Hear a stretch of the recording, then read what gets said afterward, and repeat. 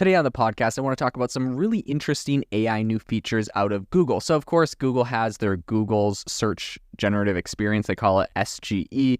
I think a lot of people are just going to call it like AI on Google Search. But in any case, they have decided to elevate their AI integrations by adding image generation and some enhanced drafting features. So essentially, you can, like while you're on Google and you're asking it some questions, you can get it to generate images, which are made by Google and their own AI model, which is really interesting because this means a number of things. One of the biggest implications, I think, is that Google essentially now is a competitor to Midjourney. We always kind of knew they'd go in this direction, but DALL-E 3, Midjourney, all of these other ones, they're going to move in that direction. I think as we start seeing more people in more companies essentially building out more types of media, audio, video, it's going to get to the point where Google also is forced to get into all of those same areas because anything that gets added to Bing is going to need to get added to Google. So this is a feature that Bing previously had, and they used, they used OpenAI's DALL-E 3 to do this. And now, of course, this same kind of feature is included in ChatGPT itself. But all of that aside, I think this is a very interesting time to talk about some of the implications that are going to happen now that this is out,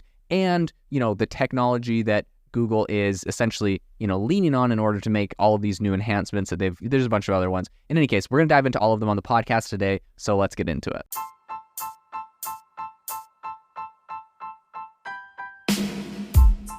Welcome to the world's #1 AI podcast, AI Chat. I'm your host, Jaden Schaefer.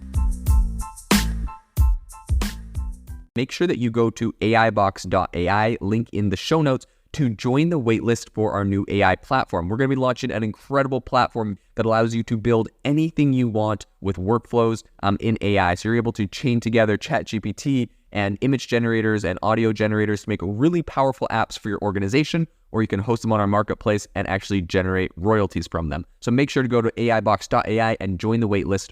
In addition, if you like the podcast, if you could do me a massive favor and please leave us a review on Apple or Spotify or wherever you listen to your podcast. This helps me be able to get better guests on here as they check the reviews to see how you guys are liking it. So if you could please do that, I would really, really appreciate it. Have you ever wanted to start your own podcast? I record and publish podcasts on a platform called Spotify for Podcasters, and I absolutely love it. Essentially, you can upload from your phone or computer, and it distributes to every platform that plays podcasts. They support video podcasts, and you can make money on the platform with ads or even podcast subscriptions, something that has made my life so much easier as a podcaster. So if you're interested, I highly recommend you give it a try. You can download the Spotify for Podcast app or go to spotify.com/podcasters to get started on your podcast today. Google is enhancing its AI-driven search generative experience, their SGE thing, by essentially incorporating the ability to create images from text prompts, which is, of course, the same thing that Bing has been doing and that ChatGPT is doing. And ChatGPT and Bing are both leveraging DALL-E 3 to do this. But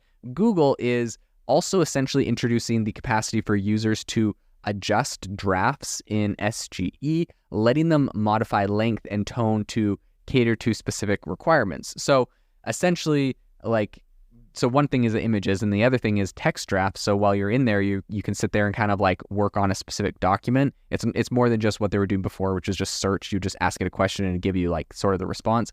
Now they're getting into okay, you're trying to build a document or a piece of content, we'll kind of work with you in Google itself to do that, which I think is very interesting.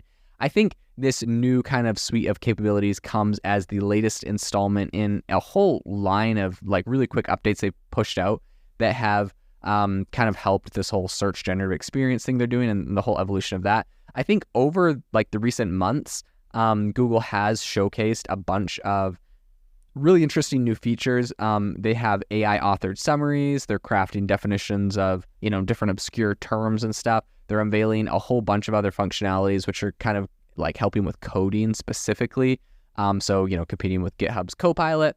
And then, of course, they have a whole bunch of interesting features that are baked in with traveling and product search enhancements. So, if you're looking for flights between different places, kind of honestly, a lot of it is what you'd find with ChatGPT and all their plugins. But now Google's doing it. And I think it is important because previously ChatGPT was the only one doing it. It was super cool.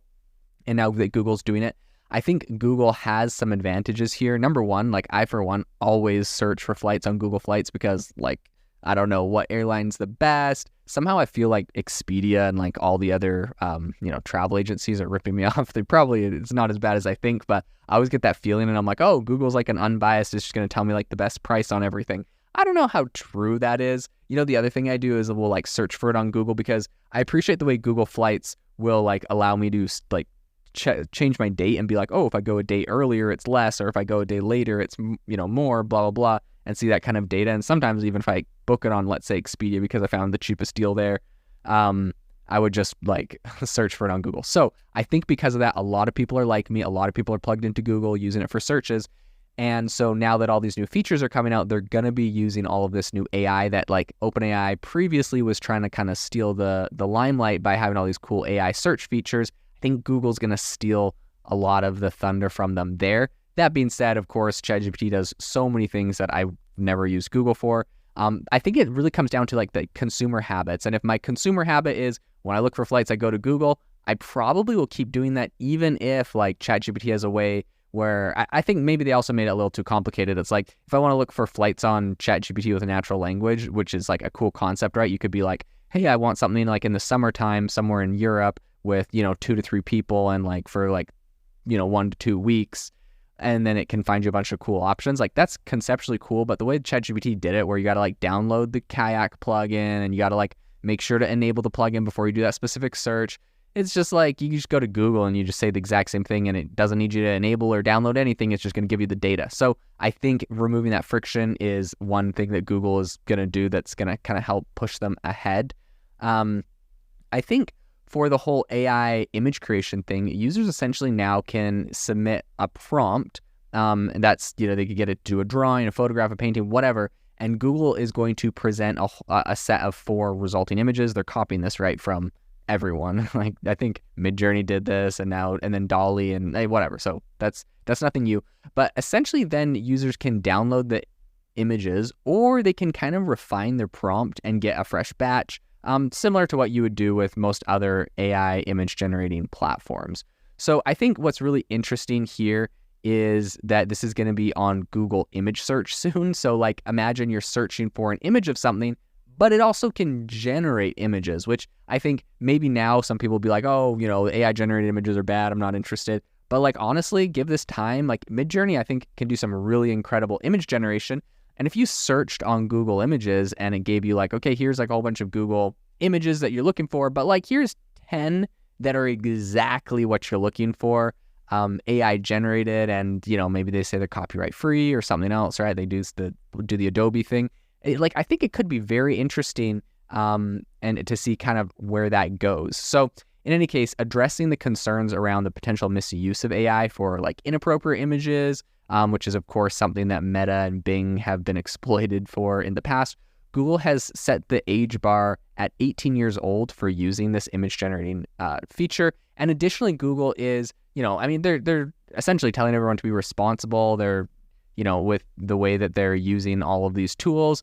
And they're trying to do things that, would obviously stop you from generating images that they call, quote, harmful, misleading, or explicit, or, those which are breaking other AI guidelines. So I think Google is preemptively essentially kind of like forestalling the creation of images, which of course are just like deep fakes, right? Photorealistic faces of public figures doing things they shouldn't be doing. And I think that's kind of like the big thing that a lot of people like to use these AI image generators for. It's like, oh my gosh, like, Donald Trump with a gun robbing a bank, Joe Biden running down the road, throwing grenades. Like they'll just say like crazy stuff like that and think it's funny. But of course, it gets to a little bit of a tricky situation. I think the world is realizing right now we have global conflicts going on, and, having a very easy way to use something like Google or Meta to create a lot of deep fakes can be dangerous, right? Like even in the conflict that's coming out of Israel,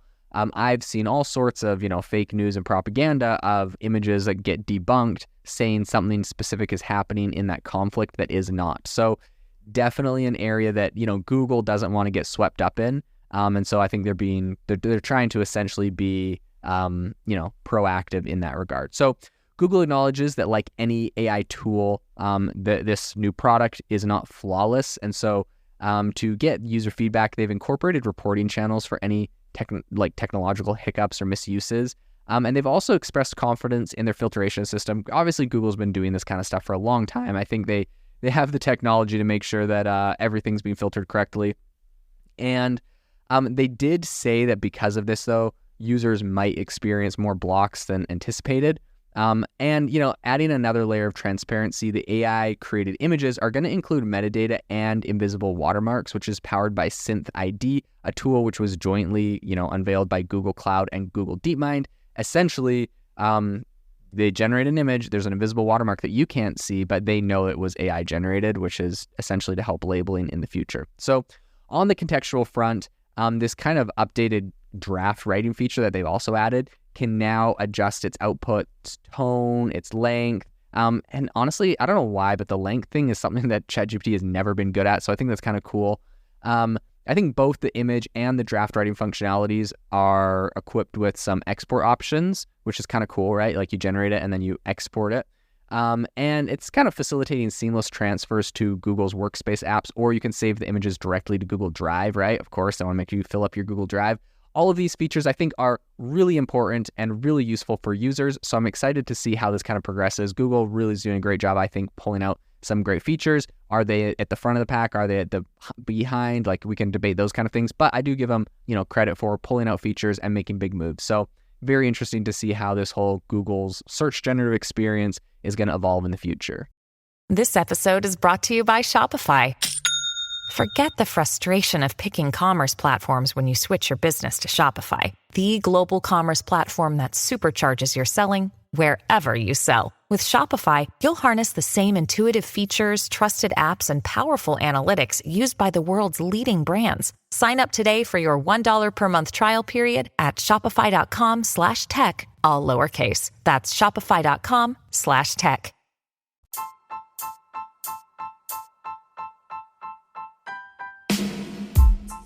Thank you for listening to the AI Chat Podcast. If you enjoyed the podcast, I'd appreciate it if you rate me wherever you listen to podcasts. And if you're looking for an innovative group of AI enthusiasts, make sure you check out our Discord channel and also our Facebook community. It's obviously a lot more interactive than a podcast, where we can actually share software tools, prompts that we're using in everyday AI. I'll leave a link for those in the description below.